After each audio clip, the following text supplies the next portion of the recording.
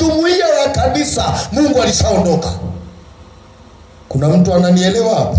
Ndivyo ilivyokuwa kwa taifa la Israeli. Ukweli, walikuwepo watu, walikuwepo manabii, walikuwepo makuhani ambao bado walikuwa na ile sifa ya kumwabudu Mungu, ile sifa ya kumtumikia Mungu, lakini kwa sababu dhambi imekithiri katika taifa, ule mmoja wa kimungu ulikuwa umevunjika. Kila mmoja alikuwa na maamuzi yake. Leo nikiamua asubuhi tu ninanyoa kiduku, navaa limodo, naingia kanisani, hamna anayeniuliza. Maana tunamtafuta Mungu, kila mtu na njia yake. Amen. Kila mtu na staili yake. Mwingine akiamka asubuhi anasugua kizaka chake. Mnajua kizaka? Hivi ni Kiswahili sahihi? Magamba haya. Mmeelewa? Kuna Kiswahili wanaita si kizaka, kizaka. Magamba hayo. Magaga. Hayo magaga. Anasugua magaga yake, anapiga kakimini. Utafikiri anaenda Chila, kumbe anaenda kanisani. Sasa angalia, usisumbuke.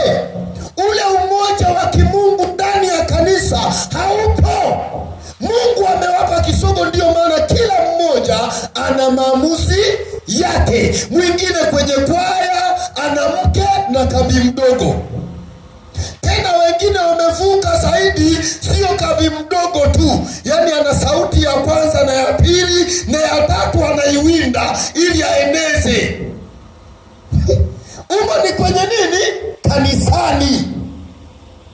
Usitafute sababu, ni kwamba Mungu hayumo. Hata kama wanaenda kanisani, Mungu amewaacha. Itamgharimu sana mchungaji wa kanisa hilo kumrudisha Mungu aje tena. Itamgharimu. Gharama yake ni kubwa, sio gharama ndogo, sio jambo rahisi. Amen. Gharama yake ni kubwa mno, inaweza ikamgharimu miaka mingi sana, kwa sababu inategemeana atakuwa ametaka mahusiano na Mungu kwa maslahi gani. Sio kila mtu unayemuona anahubiri ana maslahi mapana na Mungu. Of course moyo wake unatamani kwenda mbinguni, lakini maslahi mapana sana yako mwilini. Huyo mtu atachukua muda sana kutuletea Mungu.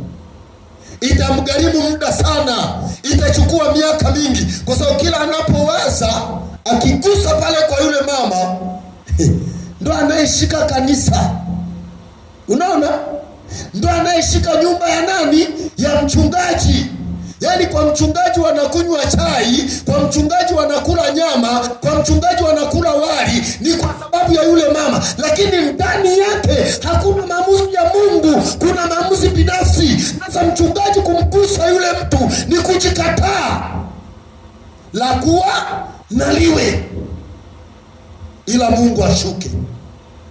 Maana yake akubali, kama kesho hatutakunywa chai, miaka 10 ijayo haina shida. Ni rahisi sana, ni rahisi sana kubomoa. Ni rahisi sana kubomoa, ila kujenga ni ngumu sana. Asikudanganye mtu. Ni Yesu tu aliwahi kuwashangaza Wayahudi, akawaambia, mnaliona hili hekalu? Wakasema ndio. Akasema, mimi mnaniona, nina uwezo wa kulivunja siku hii na kulijenga kwa siku hizi. Wataalamu wakawaza, wasema, ili huyu jamaa kichwa kiko sawa, ili hekalu limejengwa miaka 3000. Wewe unazungumza miaka siku 3. Fundi wa namna gani? Engineer wa safari ni hatari. Wakaanza kuwaza kwanza ule msingi tu. Msingi wenyewe nikisimama hapa juu ndo msingi. msingi atakuwa amemaliza kwa madakika mangapi? Hizo nguzo, nyumba ilikuwa na nguzo nyingi. Lile hekalu alilokuwa amejenga Sulemani lilikuwa ni hekalu ambalo mpaka leo hakuna aliyewahi kujenga, halijawahi jengwa. Yaani wewe pita makanisa yote, makasedro yote, yaani changanya ya Kirokole, ya Kinini, na misikiti changanya, hakuna iliyowahi kujengwa kama ile aliyojenga Sulemani. Maana ile lamani alitoa Mungu mwenyewe. Amen. Sasa anasema mimi hii mnaiona, ninaivunja kwa siku hii, alafu naijenga kwa siku ngapi? Wenzake wametaabika miaka, maelfu ya miaka. Kila anayekuja anajenga, kila anayekuja. Waliendelea kujenga mpaka kina Nehemia wamekuja kujenga, ni lile. Yaani kujenga kuishaki. Yaani Mfalme Nebukadneza alipokuja kubeba vyombo, aliacha ameng'oa milango nini. Waliporudi tena kina Nehemia wakaanza tena kuboresha. Ndio maana nasikia bado tena Yosia na yeye anahimiza kufanyaje? Kujenga tena. Ni hilo. Ni jumba hilo anasema, nendeni kawalipe mafundi, muwalipe mafundi, wapeni watu wa Mungu ambao wako pale nyumbani mwa Mungu wanaoendelea na kujenga. Muwalipe fedha ili wapate hela, waendelee na kazi ya Mungu. Haleluya. Yaani hata ile miaka 40 ambayo itumia Sulemani, lakini ilikuwa bado wanaendelea. Kila aliyekuja aliendeleza kujenga. Miaka ya maelfu. Wakamwambia, we blaza, hivi unafikiria hili jengo ni la mzaha?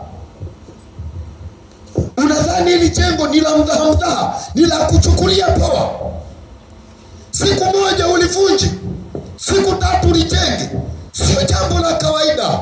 Lakini yeye alikuwa anazungumzia jengo la kiroho. Amen.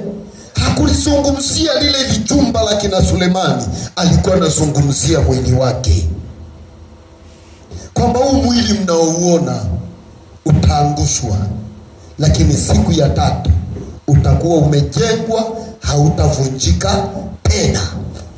Ndio maana nasema nina uwezo. Ni kwa sababu nafikiri baba alishawahi kutufundisha hapa, akasema kama Yesu angeuawa mimi nisingemwabudu. Ni kwa sababu anautoa yeye mwenyewe. Ndio maana unamsikia anasema nina uwezo wa kuvunja na kujenga. Kwa alikuwa anazungumzia ule mwili wake. Sasa ninazungumza nini? Hujachelewa kumtafuta Mungu.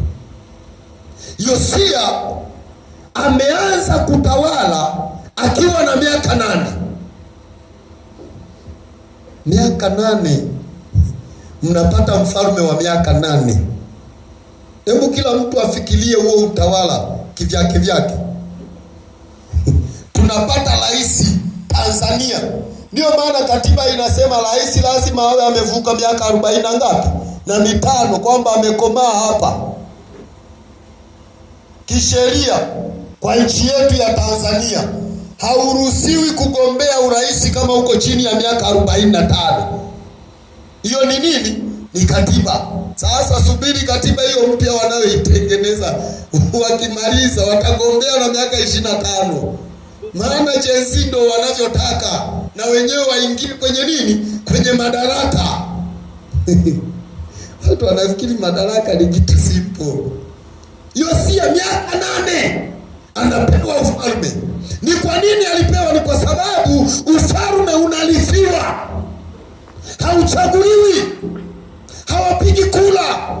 Kwa hiyo baada ya baba yake aliyekuwa mfalme kufariki, ikabidi apewe yeye, maana hakuna mwingine anayeonekana. Unajua lilikuwa linakaa jopo la mawaziri, na waziri mkuu ndio mwenyekiti wa hicho kikao, wanaiangalia familia nini ya mfalme. Jamani, mnaionaje hii familia? Mwingine ananyosha mkono anasema tumpe fulani. Kama baba hakuacha ameteua mtu na ana watoto wa kiume zaidi ya mmoja, anaweza akapewa hata wa mwisho wa miaka 4 kwa sababu hawa makubwa yote ni mazuzu, vichwa maji. Kama ni vichwa maji hawapewi madaraka. Kwa walipokaa lile jopo likasema tumpe Yosia. Kale katoto kanaonekana ni kama kana ufahamu, kale katoto kanaonekana ni kama kana moyo wa kumcha Mungu, tukana ufalme. Yosia akapewa nini? Ufalme. Miaka 8 akaanza kutawala. Sikia, alipoanza kutawala baada ya miaka 8, Yosia akawa na miaka 16. Alianza shughuli yake. Amen. Alianza shughuli yake. Kwanza akaanza kuvunja maashera, anamtafuta Mungu. Akaanza kumtafuta Mungu baada ya miaka 10, yani ana miaka 16 anaanza kumtafuta Mungu, lakini ana miaka 8 ndani ya utawala. Ndani ya utawala wa miaka 8 Biblia itafunua Yosia alitembea katika mazingira gani. Maana alikuwa bado mdogo, maana yake alikuwa chini ya waziri mkuu. Hatujui waziri mkuu alikuwa anamwendeshaje, ila baada ya kufikisha miaka 16 ana uwezo wa kupambanua kwamba hili sawa, hili si sawa. Na neno la mfalme ni sheria. Ukipingana na neno la mfalme huwezi kuishi. Hata leo huwezi kuishi. Toka zamani ilikuwa hivyo na haiwezi kubadilika. Tushukuru Mungu kwa sababu binadamu wamekaa wakatengeneza angalau kwa binadamu wanaita haki za nini. Kwa hiyo watu hawatendwi hasarani kwa sababu ya kuogopa ile sheria walioiweka kimataifa ya haki ya nini, ya binadamu, kwamba wale watu tuliowaweka wao wanatuangalizia binadamu, watapiga kelele. Kwa hiyo wanaweza tu wakakuchukua wakakupeleka hata ziwa Tanganyika, ni kama wanakuvusha kukupeleka Kongo. Wakifika pale katikati wanachukua lijiwe likubwa, wanafunga na kamba shingoni, wanatanguliza lile lijiwe. Sijui wewe utaenda wapi huko. Imeisha. Ni kwa nini? Ni kwa sababu ulilipinga neno la nani? La mfalme. Biblia inasema unapokula na mfalme usimwangalie usoni, inama. Unajua maana yake? Unapomkosoa mfalme, kuwa makini, usinyoshe kidole. Kunyosha kidole ni kumkazia hii kosa hili. Ni mimi ndo natawala, wewe unanikazia. Hoja sasa ni kuonyeshe kama nguvu nilizonazo na wewe ni nani anazo nyingi. Wanaweza wakakutenda chochote. Lakini ukimtafuta Mungu, ukawa na Mungu, atakwambia nini cha kufanya. Atakuelekeza unastahili kuzungumza nini, unastahili kunyamaza nini. Mengine hata Mungu anayaacha yapite. Wewe unafikiri Mungu angekuwa na kichwa kama cha kwangu? Hapo Father James tusiningepaunguza siku 2 tu. Yaani hiyo ni Father James tu. Uovu unaotendeka tu hapo ningepaunguza siku 2 tu. Lakini Mungu anavumilia. Wewe ni nani? Lazima ujue kumtafuta Mungu ni jambo muhimu, kwa sababu hakuna kitu utafanikiwa nje na Mungu. Usitegemee kuwa na ndoa nzuri, kuwa na biashara nzuri, kuwa na familia nzuri, kuwa na kanisa nzuri. Usitegemee nje na Mungu, usitegemee. Kama mchungaji Isaki atalegea kunje 4 hapa, nakwambia machangudoa wataingia hapa na wataenda Chila kujiuza. Wewe unafikiri wanaojiuza kule Chila wote wanalala nyumbani? Jumapili wanabeba na Biblia wanaenda makanisani. Ni kwa nini? Ndani ya hayo makanisa Mungu ameapa kisogo, kila mtu ana maamuzi yake. Mwingine anaenda kanisani anapata na libwana huko.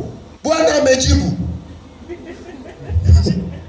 Bwana amejibu. nilienda kumwabudu Bwana na kumuomba, nimepatapo na Bwana.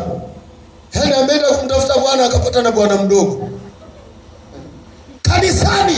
Kwa hiyo kumtafuta Mungu ni kitu muhimu. Bado hatujachelewa. Lazima tumtafute Mungu. Kahama yote ijue kwamba lengo letu kuja hapa ni kumtafuta nani? Mungu, sio kitu kingine. Kama tutafeli leo, tuko wachache, nataka nikuhakikishie mchungaji, tutakuwa tumefeli mbali.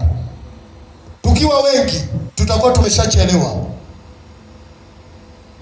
Na sio kwamba tutakuwa tumechelewa kumtafuta Mungu, no. Tutakuwa tumechelewa kuanza utaratibu wa namna ya kumtafuta nani? Mungu. Tutashangaa tu watu wanaanza kuingia na vimini. Tiku, tiku, tiku, tiku. Ukiangalia unageuza shingo. Yesu wangu. Yesu wangu nini? Umeona nini? Ndio kimini tu Yesu wangu.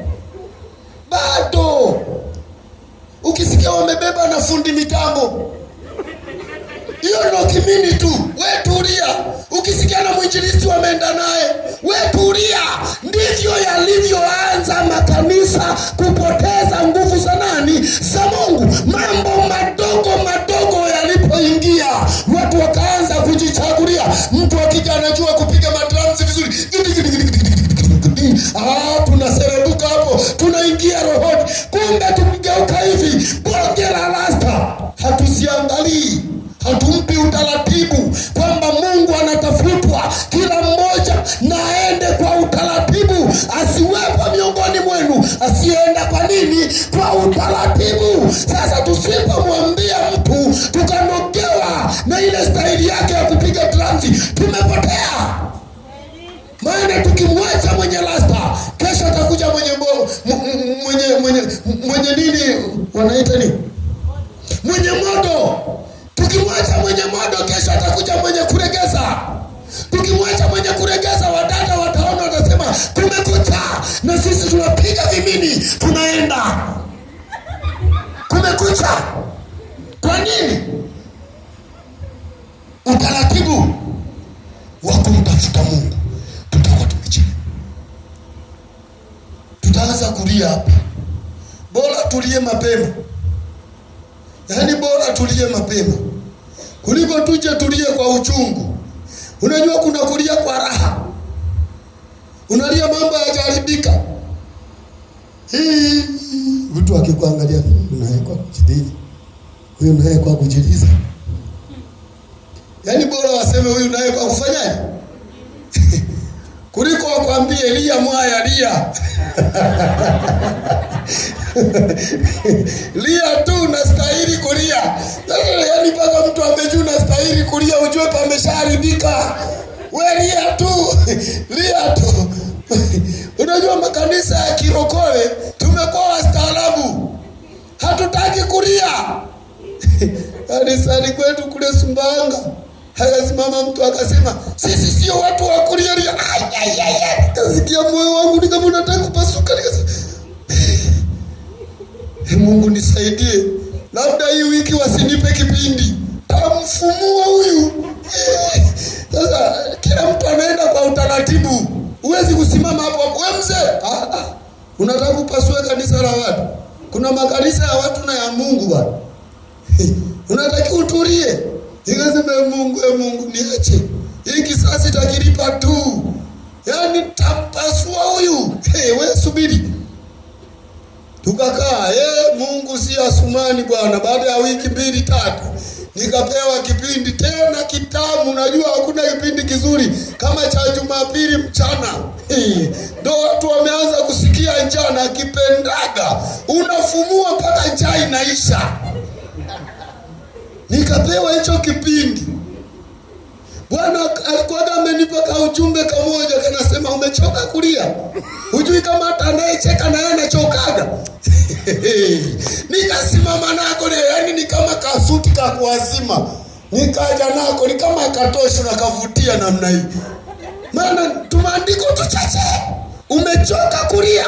Hujui hata wanaocheka wanachokaga. Sasa ukichoka kulia, ujue hata ukicheka bado utafanyaje? Kwa bora uchokage tu kulia, uendelee na kulia kuchoka.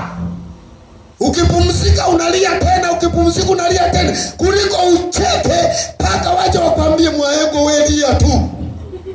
Lia, unastahili kufanyaje? Kulia. Bwana ukilia, siku Bwana akikupa cheko wanasema leo amecheka. Unaonaje hiyo? Leo amecheka. Nini kimemchekesha? Bwana amenichekesha. Sara anasema Bwana amenipa kicheko. Alikuwaga analia. Sasa wewe ukicheka alafu Bwana akakupa kilio, unapaonaje hapo? Hujachelewa kumtafuta nani? Mungu. Yosia akaanza kumtafuta Mungu. Alipoanza kumtafuta Mungu, akagundua kwamba kuna kila sababu za kuitengeneza nyumba ya Mungu. Kuitengeneza nyumba ya Mungu ndiyo kazi tulionayo mapito ya zamani, kuitengeneza kanisa. Na ili hatutanyamaza, tutaongea mchana na usiku kwamba kanisa limeharibika, linahitaji matengenezo. Bila hivyo Mungu hayupo. Tutakuwa tukihubiri unyakuo labda wa mtu mmoja mmoja, sio wa kanisa. Yesu hawezi kubeba kanisa ambalo halijatengenezwa. Lazima yaweko kwanza matengenezo, liandaliwe kanisa linaloenda mbinguni. Bila hivyo ni unyakuo wa mtu mmoja mmoja. Leo mnasikia Dani ameondoka. Kwa imani tu tunasema Bwana amemtwaa, lakini sio kule kutwaa ambako kufumba na kufumbua. Ajali nyingi zitatokea, mahospitali mengi watu watachiangukia, watakufa, maana madaktari waliookoka watakuwa wameondoka. Mwalimu mmoja akasema madaktari watakuwa wako fieta, wamepasua mgonjwa. Siku hiyo ni hatari. Wamempasua nani? Mgonjwa. Mgonjwa mwenyewe hajaokoka, ila madaktari wamefanyaje? Wameokoka. Mara parapanda baba wale wa Yesu, twende wapi? Twende wapi? Paradiso. Wakisikia paradiso sio Dar es Salaam, paradiso. Walokole wakishasikia paradiso hawakumbuki mimi ni daktari, eti siku kuna mgonjwa tumempasua tumshore kwanza. Hamna, wanaacha na nguo zote hapo hapo, maana wanavikwa mwili mpya. Wasafiri watakuwa kwenye ndege, rubani alishaokoka, huyo yeye anachukuliwa juu kwa juu, tena atakuwa karibu na Yesu hapo. Madereva wako kwenye malori. Nataka nikwambie watu watakula hasara isiyokuwa ya kawaida. Wengine ni mabasi, dereva ndo ameokoka, alafu abiria wote wanakula bangi ya kutosha, wananivyangu toa, sijui ni mauaji, ni masisi yako kwenye basi yametulia. Wengine wamepanga tunaenda Dar es Salaam kula bata, ndo sasa dereva anatwaliwa. Huyo bata anaenda kuliwa na nani? Haleluya. Lazima kanisa litengenezwe, lazima ihubiriwe injili. Injili sio ile ya kupapasa. Twendeni na amani tumshukuru. Wewe unamshukuruje Mungu? Kwa staili ipi? Ya vimini, ya ukahaba, ya uuaji, ya vimodo, ya marasta? Nataka nikwambie, ukiangalia vizuri yale makanisa makubwa utagundua kama kanisa limeharibika, linahitaji matengenezo. Kuna vituko, wanakwaya wanashona masale ya ajabu. Unakuta huku mkono mmoja ni mrefu, mwingine umekata hapa. Sasa unajiuliza hii fashion walitoa wapi? Mbinguni kweli kuna mavazi ya hivi? Yaani kamkanda tu hapa. Na ukiangalia vizuri haya maeneo hapaeleweki vizuri sana, panaondoa upako. Ukiangalia unanama kama vile umemwangalia mama mkwe. Inabidi upunguze macho ukali kidogo. Tatizo nini? Kuharibika kwa kanisa. Yosia akaanza kulitengeneza nyumba ya Mungu, na sisi tumeanza kulitengeneza kanisa, na hatutaacha, hatutapunguza gia, mwendo hatulegezi, tutaongeza spidi. Ndio maana tulisema itafika mahali tuongeze hata idadi ya mikesha. Wiki zingine tutagonga mikesha miwili kwa wiki. Tunachotafuta ni nini? Kulitengeneza kanisa, kanisa liwe imara. Yosia kaagiza, kama vile tunaagizwa hapa na mchungaji wetu Dani. Leo utasimama, niko fundi hapa kuna mioyo natengeneza, palipoharibika na bomoa. Na wakati wa kubomoa tusemaki hilo tofali litarudi tena, hamna. Labda lile unalotaka lirudi ndo linavunjika. Hiyo ndo kwenye kubomoa. Unaweza ukapiga mahali mtu akashtuka ni kama umempiga ngumi ya chembe ya moyo, kumbe ni neno la Mungu tu. Amen. Yaani umepiga mahali ambapo mtu anaishi hajui kama ni dhambi. Unaona? Alafu mara ndo pamebondwa, kumbe ni dhambi. Tubu tu taratibu, usimchukie mhubiri. We tubu tu taratibu. Tubu tu ndo matengenezo. Amen. Wewe unafikiri dhambi zote zinajulikana? Zingine hata hazijaandikwa humu. Kuna dhambi moja ya hatari ambayo itakumba walokole wengi. Inasema ajuaye kutenda dhambi, ajuaye kutenda mema, asipotenda kwake mtu huyo ni dhambi. Umeiona hiyo dhambi? Yaani mimi najua kabisa nikiamka asubuhi natakiwa nikamsalimie baba mchungaji. Hiyo ni mema tu. Hayo ni mema tu, sio utumwa. Ni mema, si ndio mema? Kwani wazazi wetu wa mwilini hatukuwasalimia? Unajua tumeletewa theolojia fulani ni kama hivi Biblia inataka iongozwe na AI. Huko mitandaoni kuna vituko vya ajabu. Unasikia mtu anasimama, wachungaji mmekuwa miungu mtu. Kama mchungaji wao ndio Mungu mtu, watu wache. Wasichanganye mafaili. Kila kitu kina utaratibu wake. Amen. Mfalme Yosia alikuwa na uwezo wa kwenda pale hekaluni asimamie ujenzi, lakini anajua utaratibu. Mimi ni mfalme, nisimamie mambo ya kitaifa. Yupo kuhani pale asimamie mambo ya nyumba, lakini wapo waandishi walete habari. Lakini sio hivyo, kuna mafundi wanaendelea na nini? Na kazi. Kila mtu mahali pake kwenye sekta yake awajibike. Ndio maana ukija hapa tukisikia tunaimba kasauti kazuri. Kasauti kazuri, hata nilikuwa napita hapa na nasikia kasauti kazuri, unashangaa nimekupa maiki. Nisikie sauti itasikikaje huko. Amen. Lakini tutakufuatilia. Hatukufuatilii hivi nyumbani. Amna, kama ni mtenda dhambi ona sikutastahimili. Tapigwa marungu hapa. Kirukija tunaanguka na wewe, dhambi mbaya. Kirukija tunapita na wewe, dhambi mbaya. Kirukija dhambi. Mwisho unasema yeye nimesarenda. Dhambi kweli mbaya. Na wewe siku moja tunakukuta huko pale Father James. Unawaandama. Dhambi mbaya. Kama ni uzinzi, mimi mwenyewe nilikuwa mzinzi. Ni kwa nini? Kuna nyundo ilipita ikavunja mahali dhambi inakaa. Ukakubali, ukanyoka, ukatengenezeka, ukaamini ni kweli inawezekana kuishi bila nini? Bila dhambi. Na unaanza kuwanyokea. Dhambi mbaya. Hata kama ni mrembo. Unaweza kukuta mwinjilisti amenyoka, utasikia ameshuka kutoka mbinguni. Kumbe lilikuwa bonge la kibaka. Lilishajua ubaya wa dhambi.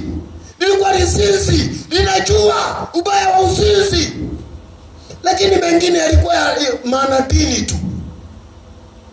Yaani sio zinzi, sio jinsi, sio liuaji, lenyewe lina dhambi tu ya dini. Yaani nilifarisayo ukiligusa ni hatari, lina maandiko rundo.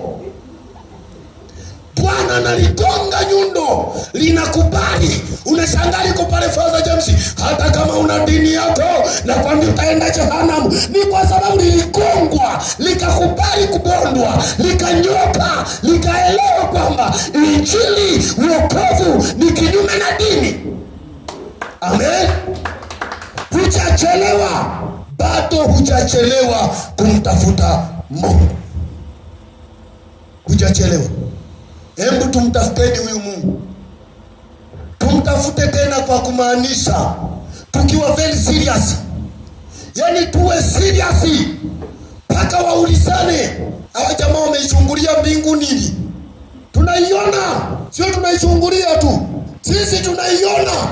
Tukifumba macho tunaiona, tukitazama juu tunaiona. Sio hiyo mbingu ya nyota na jua, hamna. Tunaona mbingu anayoishi Mungu, kama inatutaka tuwe watakatifu ndipo tuingie. Haleluya. Tukimtafuta Mungu, na nakwambie tutausaidia mji wa Kahama, tutaisaidia mkoa wa Shinyanga, tutasaidia kanda ya Ziwa. Nataka nikwambie hivi, tutaisaidia Tanzania. Kuna mtu hawezi kuelewa ninachozungumza, lakini nataka nikwambie, injili hii unayoisikia, injili hii unayoisikia kila mahali, hii mpaka nyingine imechakachuliwa. Usishangae kopi kuwa nyingi. Original ilianza na watu wachache sana. Wakina Kulola wamehubiri injili kwenye mazingira magumu. Wanaacha watoto wao na wake zao, hawana hata chakula, wanaenda kuhubiri nini? Injili. Leo hii sisi hapo waache debe la unga. Yaani tumekuwa na injili ya staarabu. Kama debe la unga hamna, unaenda kwanza kutafuta nini? Debe la unga. Haleluya. Ndio maana siku ile nilikwambia, mimi kama ni issue ya kujaribiwa kukosa, shetani mwenyewe anajuaga. Akiweka hivi kukosa na kupata, alafu yeye akachagua kukosa, kwamba ngoja tumkoseshe tuone kama atafanya, anakuwa amefeli mbali. Yaani siku moja akitaka anipatie, acha aseme ngoja tumpe tuone. Turuhusu tu apate, tuone. Maana kwenye issue ya kupata siwezi kuizungumzia, sijui. Amen. Sijui. Sijawahi kumiliki, kwa sijui wanaomiliki wanaangukaje. Unajua kupata nako ni jaribu. Hebu Bwana achilia mamilioni. Yakija sasa, utakuwa na moyo kama wa Pastor Isaac. Huo moyo utakuwa nao. Unachukua mamilioni unayapeleka kanisani. Wakati wakina Meriki pale wangekuwa wameshapelekwa shule za maana. Acheza na milioni 100 wewe. Shule ya maana, katoto kanakaa huko akana mawenge. Kanasubiri tu wafunge kaje kasalimie nini? Wazazi. Lakini mtu haoni. Kuna vituko huko kwenye madini huko. Unasikia, mchango tunapeleka mtoto wa mchungaji shuleni. Sio mbaya. Sio mbaya kabisa, sio mbaya. Lakini muna Mungu kiasi gani? Mnaweza mkao mnafanya mambo ambayo mnajionyesha mbele za nini? Za watu. Tena unakuta wenye nguvu ya kupeleka huyo mtoto ndio masinzi. Kakija tukashirika kapya, wamekadaka. Haleluya. Yapo yana hela. Mchungaji walishamweka sijui wapi. Wanajua wenyewe, sio mfukoni, sio mkononi. Mchungaji ana lake. Umwete. Wamempiga roba. Mchungaji kapigwa roba hapa. Kwa mchungaji ana lake. Kakija kashirika wanagawana kulingana na level. Kakija Karembo anachukua yule mwenye hela nyingi. Unajua tunapishana uzuri, hata ubaya tunapishana. Mimi mbaya, ila kuna mbaya kuliko mimi. Hata ubaya tunapishana. Tukisimama hivi na mwingine ni mbaya sana, mimi naitwa handsome. Hata uzuri tunapishana. Akiingia kazuri, Karembo kazuri, kana umbo lile wanaitaka si nane si ngapi. Kakija anachukua akachukua topu wa kanisa. Dada akachukua, alafu kakija kachini wamegawana na wanachuana, yule wangu yule. Nisisikie unagusa. Yaani kanisani pamekuwa kama klabu. Yaani kama wamegonga cheasi ya pia, sasa wanagawana majukumu. Kwamba wakifunga mimi naondoka na yule bameti na wewe utaenda na yule. Ndio ibada zinavyoenda. Tukimaliza ibada anashangaa tu amepewa kamemo. Namba zangu hizi hapo nitafute. Basi sasa kwa sababu ni mchanga, ni mshirika mpya. Amen. Na ameona li jamaa linabubujika pale la baba litara baba yandara baba mama toka kwa jina la Yesu, toka shetani. Anapiga jicho nani kwa jina la Yesu, wewe ni Bwana. Sasa kakiona hivyo kanasema labda nataka niombee, na kamekuja na jaribu moja kanataka mume. Na upako huko hapa sasa. Yesu kakuta nikaombewa nikapata mume. Unajua nimekuona mshirika mpya. Barikiwe sana mtumishi. Amina. Kunywa juisi. Ni kawaida. Bwana ametuagiza kupendana. Wanatumia na agizo la Bwana la kupendana. Kunywa juisi. Ametolewa auti. Anakunywa juisi yenye hajanywaka. Juisi ya glasi 10,000. Yeye alishazoea kikinga glasi ya 500, anauliza uniongeze hata tudogo, kwani hujajaza?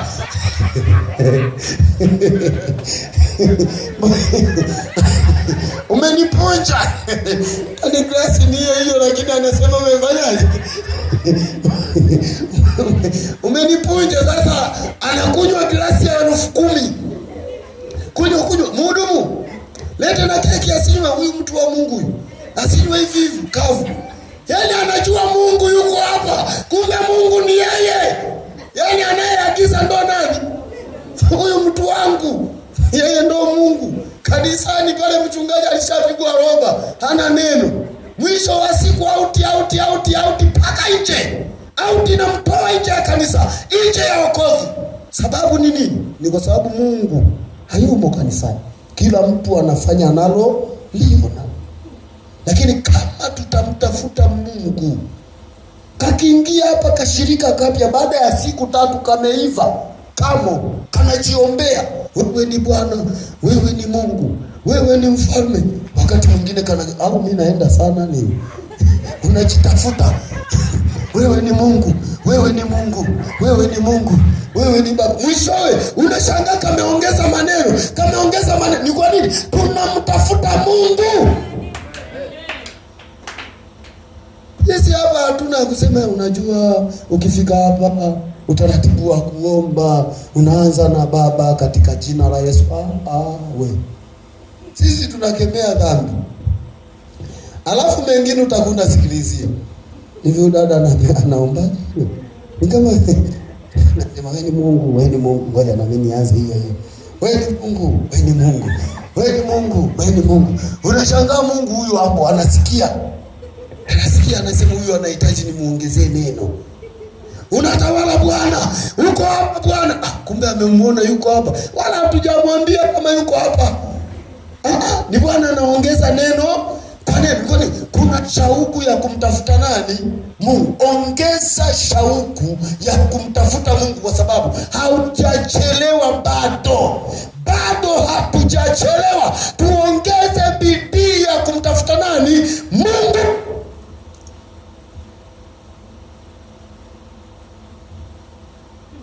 Haleluya. Kubaki dakika 25 za kuomba. Nimalize tu. Mungu awabariki. Mniombee sana. Ila mniombee kwa kanuni ile. Sitaki kusikia wakati mnaniombea. Amen.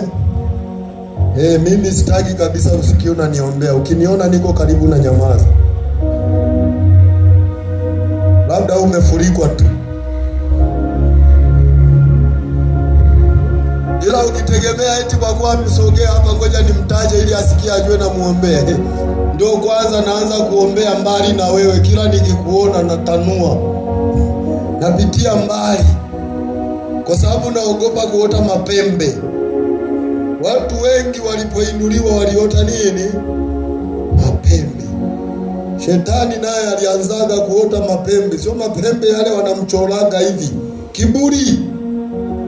Kiburi ndo mapembe. Ukisikia, yani ukiona mbuzi ama kinga likichwa, anachojivunia sio ugumu wa kichwa, ni zile pembe. Si unaona zimeingia ndani ya kichwa? Unaona anapigia hapa anapigia hapa kwenye zile pembe. Kiburi. Kwa mtu akishakuwa na kiburi ni hatari. Ule unyenyekevu naondoka, ile shauku ya kumuona Mungu kwa watu wengine inaondoka. Anabaki kuona yeye ndo ana nini? Ana Mungu. Yani pale kanisani nikisimamaga mimi, hata mchungaji haoni ndani. Wewe unataka kufa unataka kufa mapema. Yani utakufa kabla ya wakati wako. Tena unaweza usife kiroho tu, unakufa hata mwili. Nimeona Mungu amevuna watu haraka ili wasione uharibifu. Amen. Kuna watu tumewazika, wala muda wao wa kufa ulikuwa hujafika. Mungu alipoona njia zao, hao wataona uharibifu, anawavuna. Kama vile mkulima anavyopitaga shambani anasema huu unafaa nikachome. Haujakauka. Wala hakulima mahindi ya kuchoma, alilima mahindi ya kuvuna ili apeleke labda biashara au ya kula ugali. Cha ajabu anapita mule, anaona mmoja umejipendekeza anasema huu nikikaa nyumbani pale nikiwa nafanya namna hii, kama na hesabu hela alafu napeleka mdomoni, unaweza ukafaa sana. Unavunjwa kabla ya wakati. Sasa unajiuliza mbona wenzangu wamebaki? Wewe pende nikakuchome. Usifikiri umeiva eti unaenda kusongwa ugali. Hamna. Haleluya. Watu wa Mungu, tumtafute Mungu. Tumtafute Mungu. Halafu Mungu akikushika kwa ajili ya kumuombea mtu, we muombee tu. Baba alisema jana, si ni jana, akasema kwa Mungu kuna maajabu sana, kuna utofauti mkubwa. Ukimuombea mtu, wewe ndio unaondoka umeshiba, wewe ndio unaondoka umejibiwa. Umeona? Kwa Mungu akikushika moyoni kwa ajili ya kumbeba mtu, hebu we mbebe bila kuangalia uzito wake. Kuna watu ni wazito. Kuna watu ukifunga tu njaa yake inakuwa kama ya siku 3 kavu. Huo ndo uzito wake. Amen. Hata kanisani kuna wakati naonaga tukiwa na maombi fulani hivi, naona uzito. Ujue wiki hiyo mzigo ni mzito. Usichoke, wewe ubebe tu utafika. Kwani masaa 12 nini? Hata kama umepewa masaa 24, hata kama umepewa masaa 72, we beba, nenda nao. Baada ya kutua, utaona furaha ya kubeba ule mzigo. Utaona raha ya kubeba. Utaona furaha. Mungu atafanya kitu kwenye maisha yako. Haleluya. Na kwenye maisha yetu naomba sana, niombe sasa. Tumuombe sana Felista. Ana changamoto nyingi sana. Unajua tulimuombea, Mungu akamfungua, akawa anaendelea vizuri. Lakini sasa hivi adui amekuwa na nguvu sana. Kwa hiyo naomba tumuombee tu Felista sana. Mungu amweke awe imara. Amen. Awe imara. Akiwa imara atatufaa hata sisi. Haleluya. Atatufaa sana, sio kidogo. Atatufaa, hatujui Mungu amemuokoa ili aje awe nani. Hatujui. Anaweza akatufaa. Amen. Kwa tumuombee, unapoomba umtamke tu Felista. Umtamke tu Felista. Mungu amsaidie, amuinue, amponye, ampe uzima unaokaa. Kwa Mungu hakuna uzima wa kuingia na kutoka. Kwa Mungu kuna uzima unaokaa. Baada ya kusema hayo, Mungu awabariki. Karibu Baba.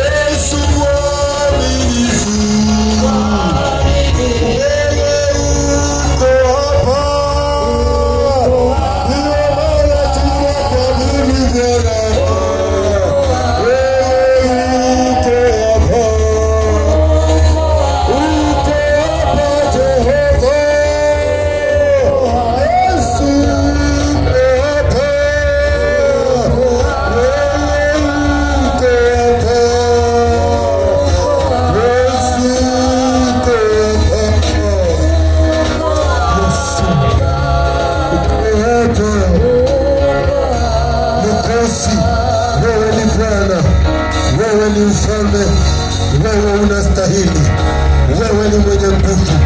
Uhimidiwe Jehova, uhimidiwe Mesia, uhimidiwe Kristo, Mungu mwenye nguvu, Mungu mwenye mamlaka. Ni wewe tu Bwana, ni wewe tu Bwana, ni wewe tu Bwana, ni wewe tu Bwana, ni wewe tu Bwana, ni wewe tu Bwana.